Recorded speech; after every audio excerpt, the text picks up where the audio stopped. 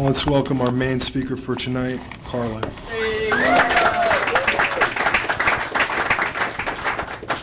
Hi everybody, my name is Carla Moore and I'm an alcoholic. I want to start by thanking Kevin for inviting me here to share with you tonight. Justin said it earlier, it is truly a privilege to do anything in Alcoholics Anonymous.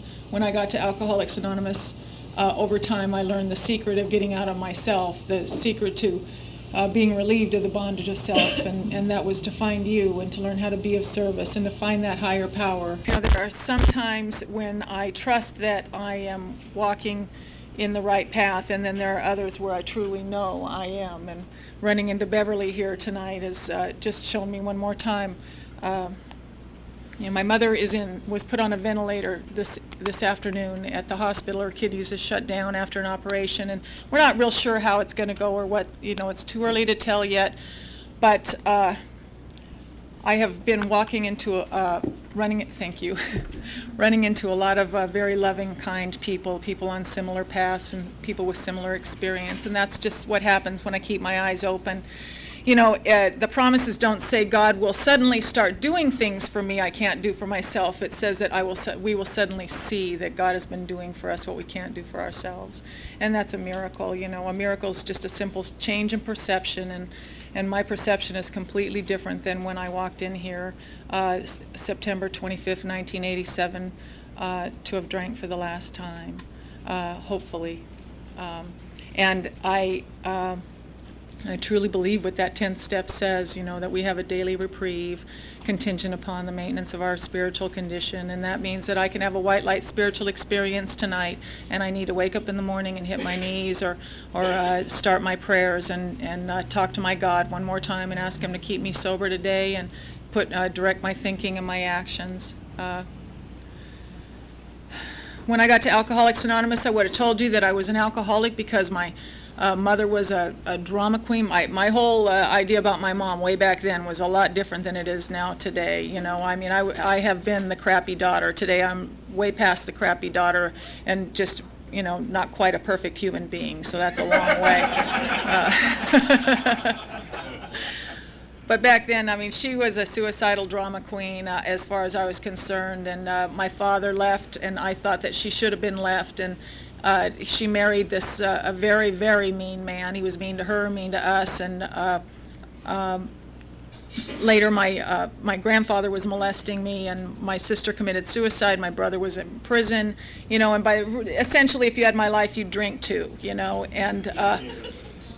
But it took me a little while to discover when I got to Alcoholics Anonymous that that long after all those people were out of my life and they were long way away, I was still drinking and I was still mad. I had no idea how resentment was ruling my life, resentment and fear, you know, and so, you know, lo and behold, but it took a long time to get there.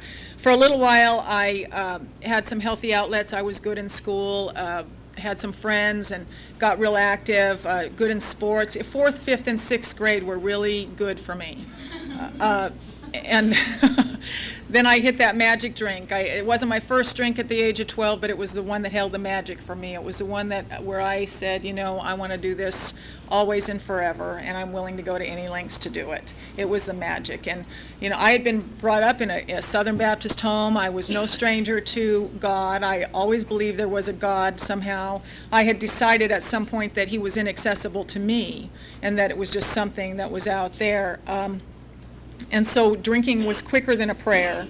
It was quicker than saying I'm sorry or making amends. It was quicker than any of that stuff I have to go through on the natch to have a relationship with you.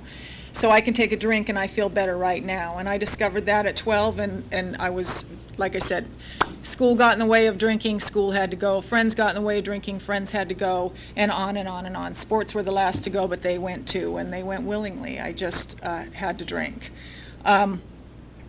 And then what happens is I get fed up. I got fed up at home. I loved my little brothers and sisters. I took care of them a lot while my mom was sick.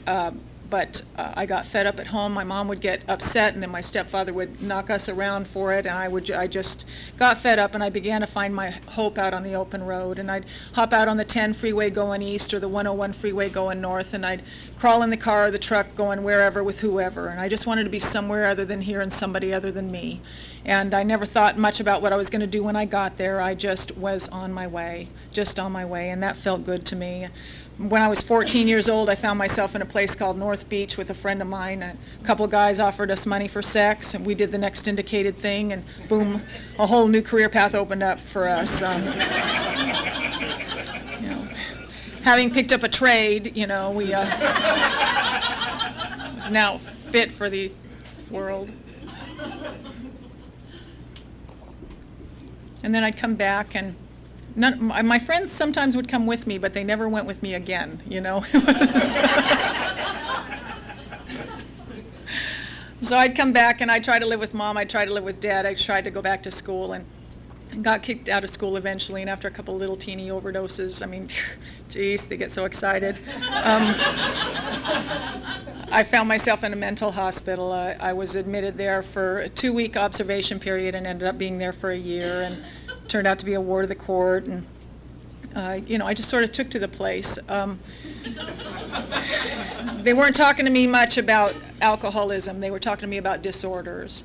And I was on daily nutritional supplements, Thorazine, Melorel, and Valium, and restless, irritable, and discontent in a way I can't describe to you today. I look at my behavior back then, and I was just out of my mind. I was angry, and I didn't know all of why. I just knew it was you, had to be you. And I was intimately familiar with, or became intimately familiar with 5-point restraints. And I'd get boyfriend. I mean, you make do when you're locked up. You find the sources. And the girls' unit was across the pool from the boys' unit, and we'd peek out the big bay window and press our little faces up against there, and pick the ones we wanted. And I liked them all, but my favorites were the big bad ones, the ones who were always getting hauled off to YA for one reason or another. My first boyfriend was hauled off to YA for throwing a chair through the window, and my next boyfriend got hauled off to YA for throwing a nurse through the window, and it just went like that. I'd sit out on the smoke break bench and smoke tragic cigarettes and be heartbroken and play Diana Ross songs, touch me in the morning, then just walk away.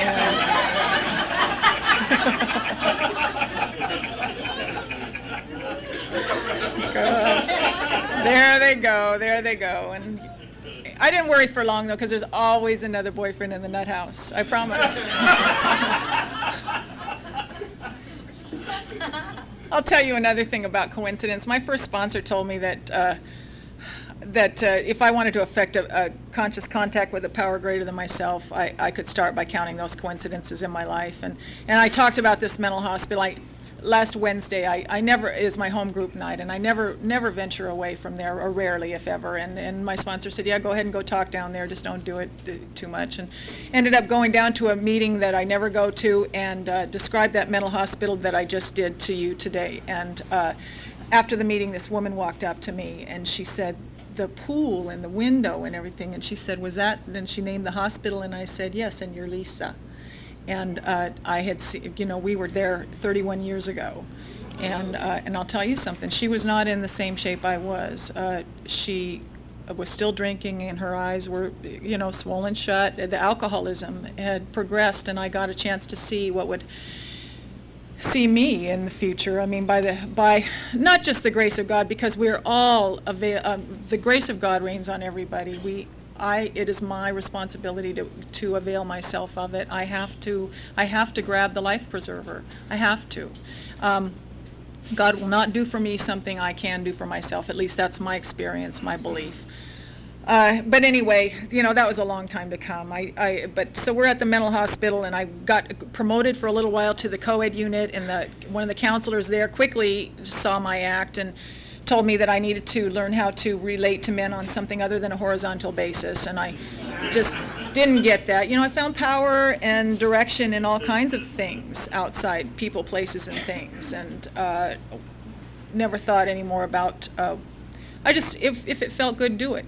Janis Joplin was my hero, and she did it, so I ended up on the intensive care unit, affectionately known as Ward D, and spent a little time there. Met the love of my life on Ward D. He was there kicking heroin, and I ended up going over the wall with him, and as it was for many placements after that, it was juvenile hall and then a rehab, and then a girls' home, juvenile hall in between, and never went out the front door of any of those places. It was always, when I hit the street, I need a drink. They gave me lots of information, well-meaning people trying to help me, and I wouldn't take it. And truthfully, it's just quicker. A drink was just quicker. And even with all the trouble that it was causing me, I still went back to the drink. Left the girls' home with a friend of mine, one of the other girls in the place, and we were off. We were on that spiritual quest again, taking many, many things, trying to access that power greater than ourselves, or, you know, we were reading Baba Ram Dass, trying to figure out what be here now meant exactly, and didn't know that everything I was putting into my body trying to access that power were the very things that were keeping me from the sunlight of the spirit, and never saw that. And we went all over the place, out to Arizona, up to Oregon, to a college town, Eugene, Springfield area up there. Got her and her boyfriend got a little house, and we had a front yard and a garden, you know, and I thought, you know, life might change here. I could really change here. When they talk about hoeing in Oregon, they mean with a garden tool. And it's a whole different story. I thought it could be different. But then I pick up a drink. See, when I'm not drinking the way that I need to, and we didn't all the time. We were broke a lot up there, and when I couldn't drink the way that I needed to, I was restless, irritable, and discontent. Without a program, without a fellowship, without a God, without you, I'm sunk. I feel like you've stripped all the coating off my wires. You know, I feel oversensitive and underloved. I don't know what you meant by what you just said, why you looked at me that way. You know, and it just closes in on me, and I just can't wait to get that drink, the drink that affords me that sense of relief, ease, and comfort, the book calls it. And when I did drink, then it was the phenomenon of craving, like it was our first speaker talked about. You know, just once I ingest alcohol, I can't guarantee if I'm going to have 2 or 22, and most of the time it's the latter. And I was up there with friends who could smoke 1 cigarette, drink 1 beer, get up, clean the oven, and move on with their life, you know. And I take a drink and I got to have another one, and then pretty soon I can't figure out what you want with a broom in the first place, or why you're cleaning the oven. I mean, what's the point? Let's drink. And after a while they were asking me to leave, and I was I traveled all over Oregon for a while, and came back down and tried to live with my dad, and I couldn't get off my dad's couch. He had a great liquor cabinet and didn't drink any of it himself, and I figured it was all there for me. And besides that, I couldn't tell you I was afraid to go out to the outside world and try to get a straight job or try to do anything that wasn't of the shady variety. You know, that's all I knew, is fast money and how to do it now and stay loaded. And so I couldn't get off his couch. So I drank until right before my 18th birthday. He told me what I know was the hardest thing he ever had to do, and that was, I'm not going to watch you die, and I'm not going to help you do it. You have to go. And on my way out the door, all I could think of was, you know, one of the counselors at the rehab had said that I was a great actress, so I took off, and I guess I must have misunderstood, because I wound up on Hollywood Boulevard. But living a day at a time yet again. I was 18 years old, and I was starting my days off with a pint of Pop-Off vodka and going wherever the day would take me.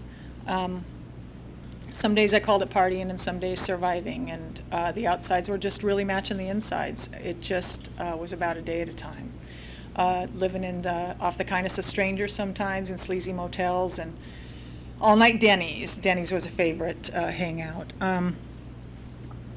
A few months into that, I met a man walking up and down Hollywood Boulevard, and I saw the light in his eyes, and I didn't know it was orange sunshine, but you know, nevertheless, we chatted it up and got along famously, so I moved in with him that night, not having learned his last name even. And I like to bring him up because in my first year of sobriety, he was on my 8-step list. He would have been somebody that it would have been okay to make those amends, those direct amends to, but I didn't know his last name. So my sponsor just gave me some actions to take that I could do to just change me. And if he ever came along, that'd be great. But if not, I didn't have to walk around with a lot of guilt. And as it happened, you know, for a lot of years, I never ran into him until right before my 13th AA birthday, and this is why I love to show up for commitments even when I really don't feel like it.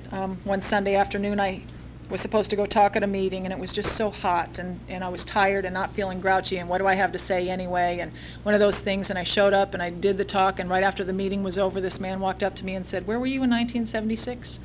And I looked straight out at him, and it was this guy, you know, and he had 8.5 years of sobriety. So I got to make those direct amends. And because of those first 8 steps, I'm free, and I could look him in the eye. And he said, "Oh, geez, that's long forgiven, long forgotten. I can't believe you're still alive." That's all. And so we got to spend a little time. We had some dinner and talked, and there would be some things that he'd say, "Now, you sure you want to hear this? Do you?" Yeah, I got to hear it.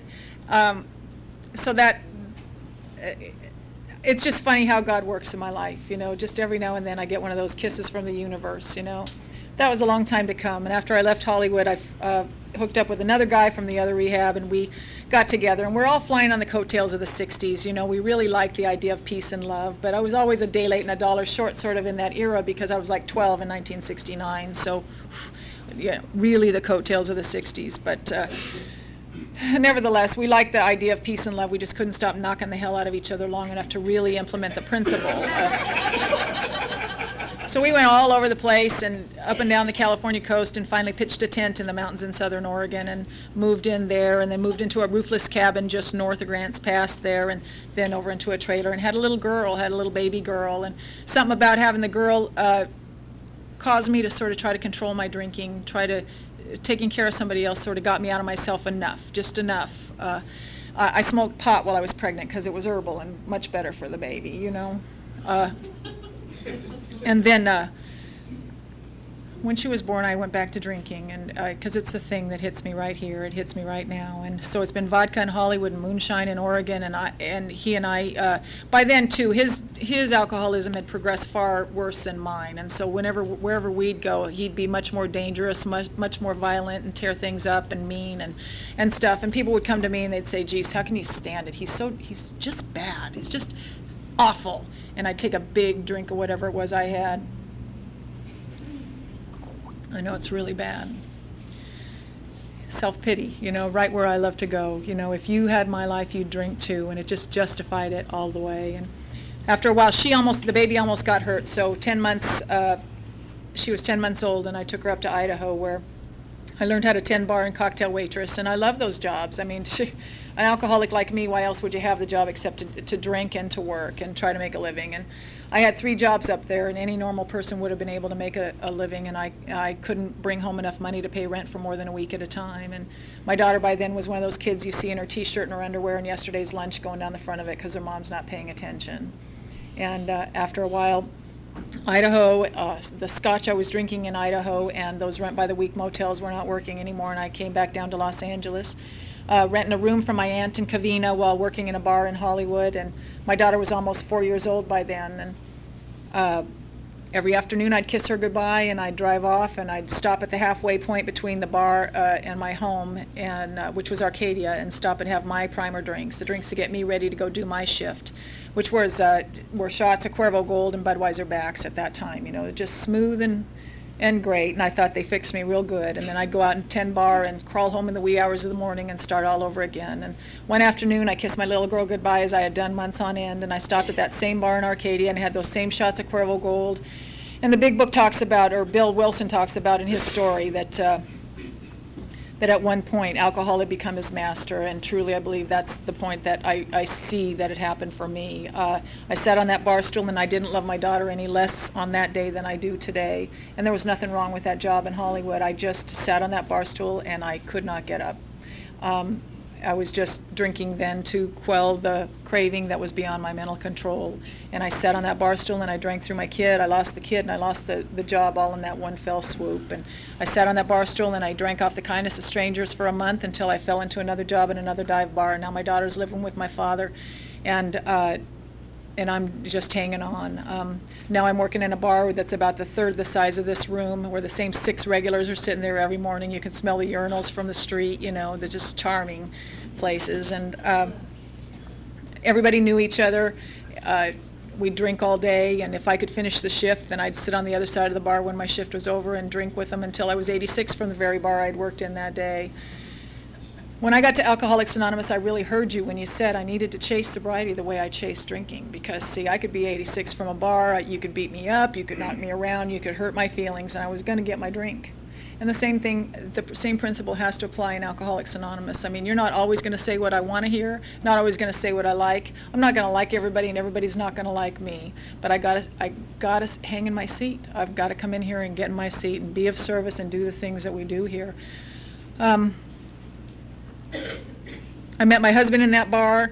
After a while, they all sort of noticed how I drank, and even though they drank the same way, for some reason I was now making them look good. You know, my alcoholism had progressed pretty far and fast, and I was the big mouth. And so we all sort of sat around and thought, you know, if I got married, if I made my life look like I thought yours looked, you know, get an apartment to take care of, get the kid back, make everything okay again, just back in its place, then it would be okay. And besides, I've been in this business way too long. And so he and I got married about the time we should have split up and moved into that apartment. We got married at a charming little place. It's not even there anymore. I've passed it a couple times, but it used to be out on Highway 15, just near Victorville, just the other side of Shed World. Some of you might know that. Charming. He still won't admit to it. It's like one blackout he won't cop to at all. So we, you know, got inside this marriage, and we had one of those marriages that was just violent. I mean, we had bought ourselves a big gun to protect ourselves from Richard Ramirez, the Night Stalker. At one point the only people we ever turned that gun on was each other. I just tried to get to it first.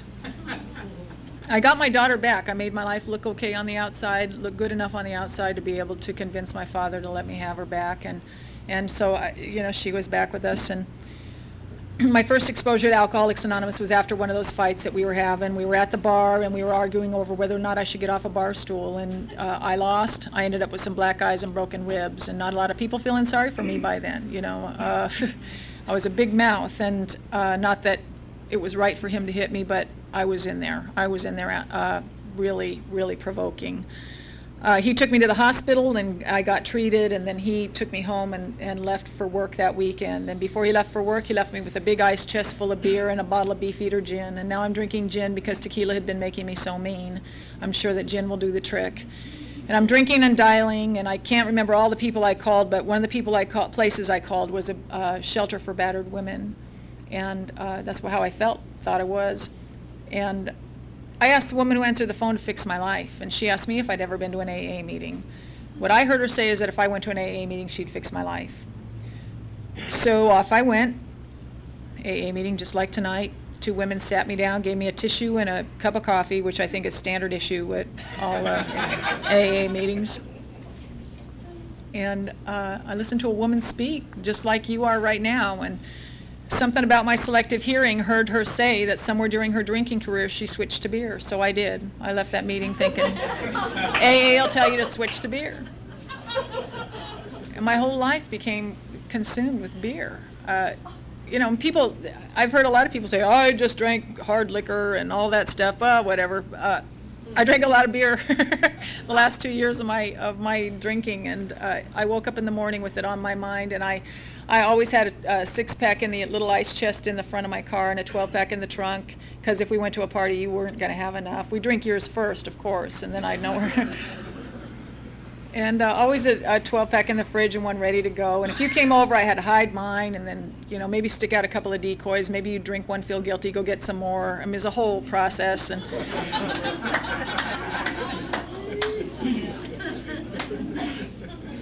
we ended up getting evicted from that apartment and living in a little room in his ex-wife's backyard, and that was not fun. But so I got a little alcoholic willpower together, and I got a little job answering phones, and we got to move out of that place after about a month and lived in a little place that was a little tiny place, me and my husband and my daughter, and we lived there for another year, hanging on by a thread.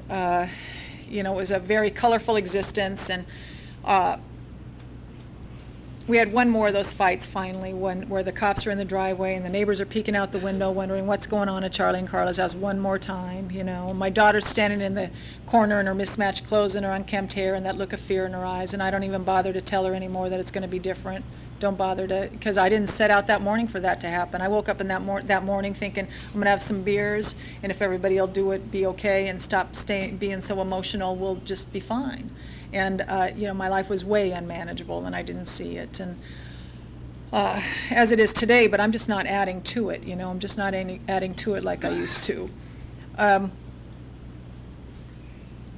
So he left, and the cops left, and one of the first coincidences that I realized in sobriety was that I had moved in next door to a woman who had 5 years of sobriety in Alcoholics Anonymous, and she had seen the whole thing come down.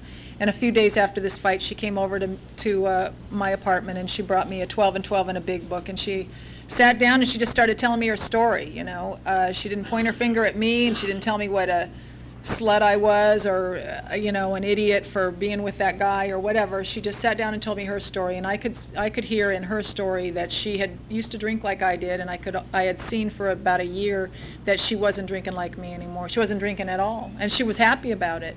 And that is the promise of the 10th step, you know.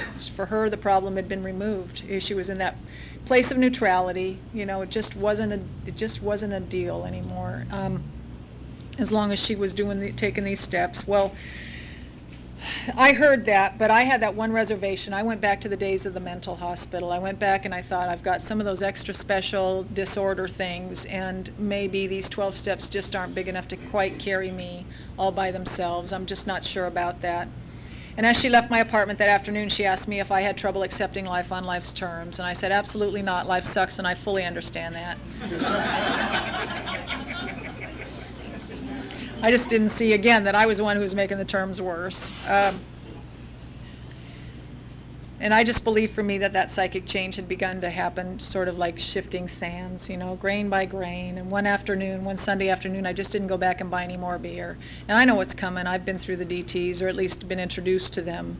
Never really let them happen long enough to get to the other side of them. But that night, exactly what I thought was going to happen happened. I started shaking and sweating through the middle of the night, and hearing things, and hearing phones ring, and my phone had been turned off, and you know, just a lot of. By Tuesday morning, I was pretty sick, and I went to my neighbor and I asked her what to do, and she sent me up to a step study there in Sierra Madre, and she told me to raise my hand, and I did. I went up there, and I heard a lot of things that night, but one of the main things I heard that helped me stay sober till the next night was that I needed to go out the next day and try to do something for somebody and not get caught. And I'm so glad that I heard that. I heard a lot of other people telling me, you need to learn to get out of yourself. And see, I didn't understand that. I didn't understand how I was in myself. I didn't understand self-centeredness. I didn't understand that self-centeredness meant I didn't necessarily think well of myself. I just thought mainly of myself, a lot of myself. And but they gave me an action to take, and as a result of that action, going out there all the next day and trying to do something for somebody and not get caught, I was out of myself. And I didn't think of me as much, you know. I mean, I was a pretty obsessed kid, and my husband, and I hated him, and I was sort of stalking him. I didn't want him back, I just wanted him to admit I had been right about something. And then he could go,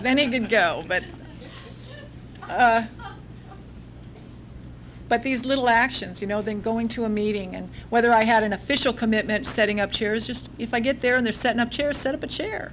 You know, tear them down, wash the ashtrays, coffee cups, whatever. Go see what I could add to the meeting. If I had 30 days, I had something to give somebody who had 29. If I had a car, I had a ride to give somebody who didn't. Just to get out of myself, just to try to be of service. And so I could do something like that. And then I got a sponsor, and I really still had that reservation. I drank one time after 89 days, and then I realized what I wanted. I had caught the hope of Alcoholics Anonymous, and I wanted to be here. I had just enough. I had just enough of that flavor of this whole thing that I was willing to go to any lengths. And those lengths meant telling my sponsor things. Maybe I didn't even need to tell her, but I just told her. It said rigorously honest. Those people with grave emotional and mental disorders can recover if we have the capacity to be honest. I figured if that was me, that's what I needed to do. And I gave it everything. And I haven't had to have a drink since September 25th, 1987, so it seems to be working. I had you guys for a couple of years, you know. I took those steps with my sponsor. I made those amends with my mother, my father. I got to start working through that crappy daughter phase and become the kind of daughter that they would want me to be. And they weren't asking me to be perfect. They were just asking me to be with them. And they loved me. and with all of it, it doesn't mean that everything they ever did was right. It just means that I get to let it go. I get to be on the other side of it. That resentment is, we hear this all the time. Resentment is like taking poison and expecting the other person to die. You know. Anyway, I got to make amends to my sister and then start making them to my daughter. And my daughter, after a couple of years, she needed me bad. I had become a better mother, but not a great mother. And she had joined a gang, and she was coming home beat up and bloody, and running with people and doing things that I knew were not good for her.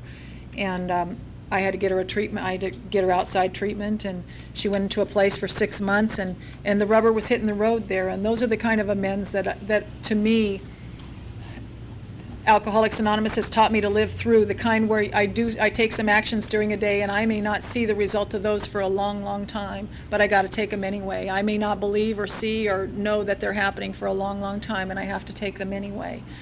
And when she got out of that place, then things were better, but they weren't perfect. She wanted to go live with her dad for a while, so I had to let her, and I had to shut up about what I thought of him. You know, and he was my favorite bad subject. You know, I just loved to trash him, and I had to be quiet and let her have a relationship with him, and then one with me.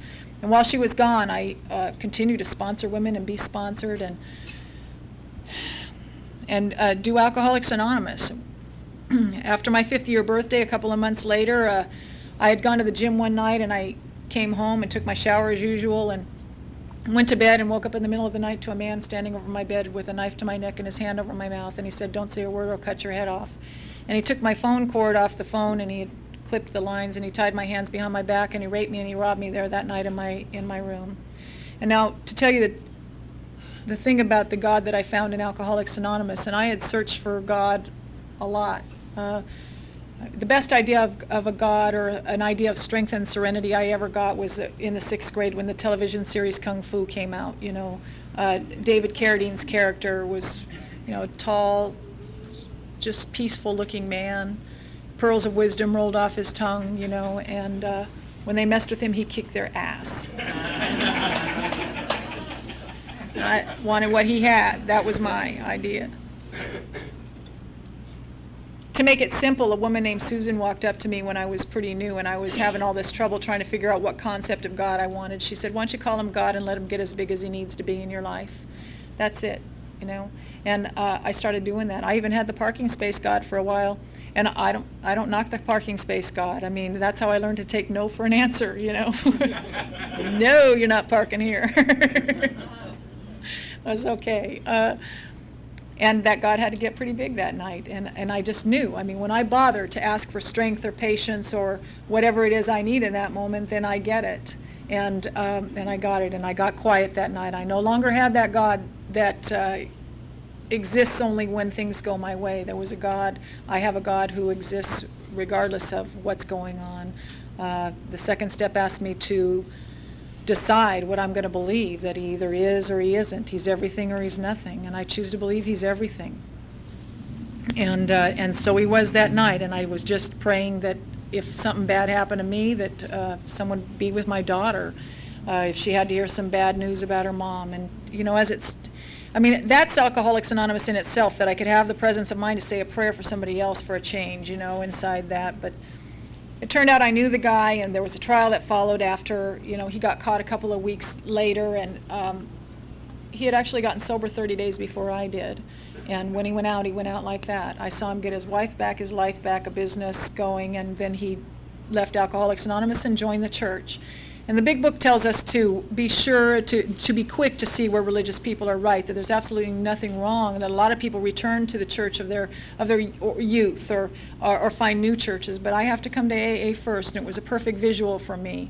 I cannot forget who I am. I can't forget that there are a lot of people who can leave that sermon on Sunday morning and go home and have a glass of wine. I am not one of those people. I need to come here first to remember what my condition is.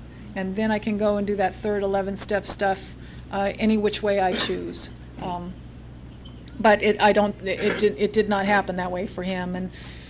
And the trial that followed, my sponsor told me that I needed to forgive this guy, that we are not people who can handle even seemingly justifiable resentments. And I know that. I've got over 5 years of sobriety by then. I can't handle a resentment. I can't carry it around regardless. And The only thing about it is that this guy had scared me. When I get scared, I get mad, and anger is my favorite character defect, I believe. Yeah, anger makes me feel like I've got some sense of power and direction, that I've got a focus, that I'm driven, and it's counterfeit. It's a fake for me, but it's the mode I go into when I get scared, and I had to just start praying for the willingness. And the willingness I found when I was sitting in the courtroom in the witness stand, and I looked out and I saw him sitting out there at the defense table, and I know it occurred to me that it could be me. That I mean, I've just given you a thumbnail sketch of where I go and what I do when I'm out there, and if I were to take a drink, I could be sitting in his very spot.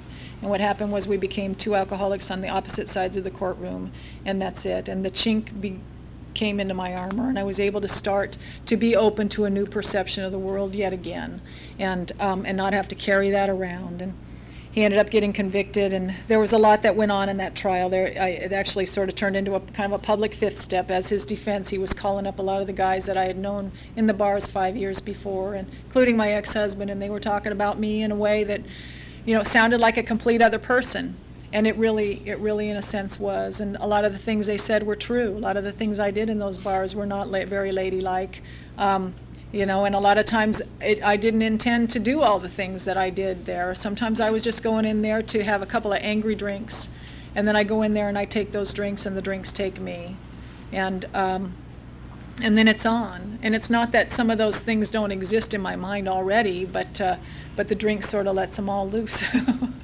And I cannot guarantee if I'm going to have 2 or 22 as usual, The thing that Alcoholics Anonymous has done for me, because if the phenomenon of craving is all I had to worry about, I could just stop drinking and I'd be okay. But what happens to me is I've got that crazyism. I've got this obsession of the mind.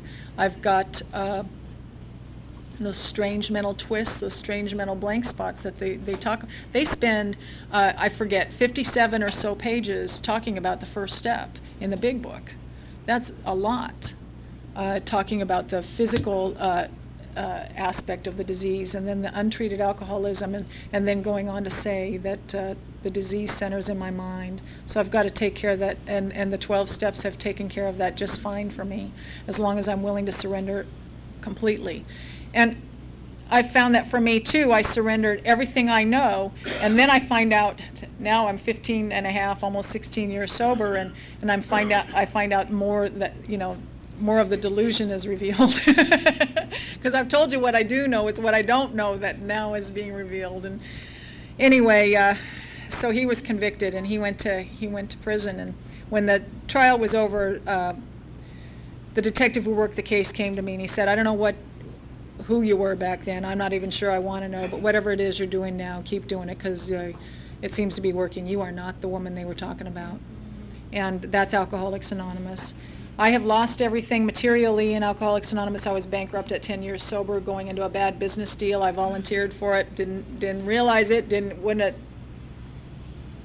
but I did it, and ended up having to pay that bankruptcy back, because for people like me, I just can't run out on my, I have to be accountable. And at that point, there was nobody with that really kind of experience, that earthly experience here, and for me that's important. I hear it called God with skin on, somebody here who knows how it works on earth. It's lovely to have that God, but God talks to me through people too. And so I had to get a sponsor, and I got a new home group, and I had to get a big home group, because I was frantic and emotional and could not see, and it took a big bunch of people for me to be able to watch for a while to come back in. And I'm here to tell you too that for me, I found that I do not have to drink to start over in Alcoholics Anonymous. I got with new people, the new sponsor started taking some new direction, and had some fresh wind blow through, and did not want to wake up in the mornings. I didn't want to I just depressed and all of those things, and but I started taking that direction, and it's 5 years since then, and I'll tell you, I can't wait to see my days coming. I get up at 4:30 in the morning as it is to go to work, and I work for an investment firm now, a place I never even would have walked in the front doors of years ago, and have a respectable job, and they like me there. I don't realize it during the review, even if I go in, I've learned how to keep my mouth shut on those days where it's yakking in here, and it's so nice to find out that I haven't revealed that to all of them, you know, that they're sitting across the review table from me saying, yeah, we really like you, you know, you don't gossip, you don't, you know, it's like, God, you should hear it from this side.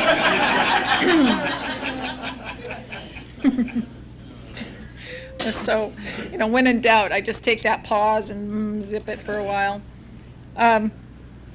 My daughter came back to live with me, and I got to be present at the birth of my first grandson, and my second grandson's 2.5 years old now, and I'm in their lives.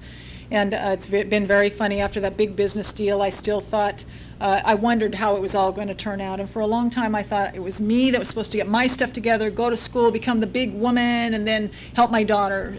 And as it's turned out, when I started helping my daughter go through school, my life began to fall into place.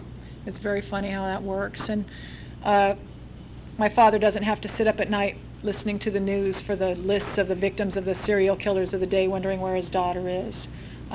He's got some peace, and like I said, you know, well, my baby brother died last year of this disease. He was 30 years old, and he was 6'10", and by the time, on the day he died, it weighed about 160 pounds in the hospital bed, and he was pure yellow, and his heart was disintegrating, and the doctor came to him right before then and said, we have better places to put good hearts, and we're going to take you off the list, the transplant list, because he wouldn't stop using, and he wouldn't take care of himself. And that's just what happens to us. It's what happens.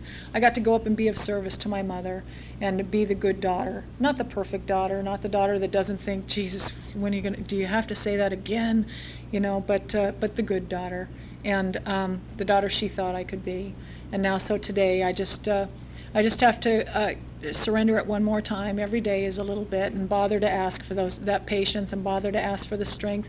And thank God one more time the privilege of being able to participate in a meeting of Alcoholics Anonymous when I could be sitting home thinking about myself, you know, and changing my worry into an art form. I get to come out here and be with you and be free of the bondage of self just for a little while. Thanks a lot.